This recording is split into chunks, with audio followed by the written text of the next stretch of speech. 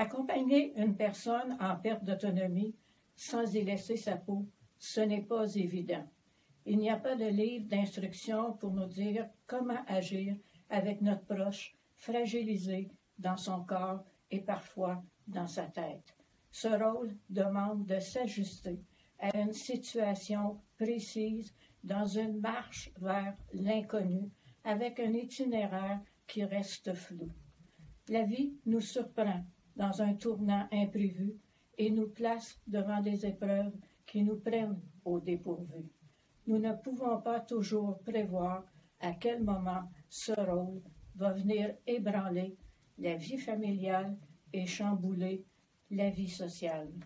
Endosser le costume de proche aidant sans pour autant mourir à sa propre vie amène le piège d'entrer dans une toile d'araignée qui se tisse subtilement dans notre quotidien et nous plonge dans un engagement illimité en temps et en énergie si nous disons oui à tout sans tenir compte de nos besoins personnels. Nous faisons face à des deuils douloureux, autant pour le proche aidant que pour son proche, dans sa perte de mouvement, dans sa vie sociale, dans son indépendance et aussi d'une certaine joie de ne plus être avec une personne en santé. Ce rôle ouvre la porte à des moments précieux de rapprochement avec son proche dans toute sa vulnérabilité, mais aussi à des moments de combat intérieur. Prendre du temps pour soi ou voir au bien-être de l'autre. Dire un oui en toute liberté ou un non pour ne pas se laisser envahir, manipuler.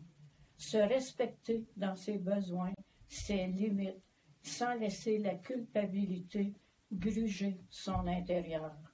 L'ampleur que prend ce rôle au fil des mois, des années, devient un marathon qui n'en finit plus et qui, inévitablement, a un impact important sur la qualité de vie physique et émotionnelle. Demander de l'aide, ce n'est pas d'être faible, mais de rester fort, d'abord pour soi-même et pour continuer à prendre soin de la personne que nous aimons.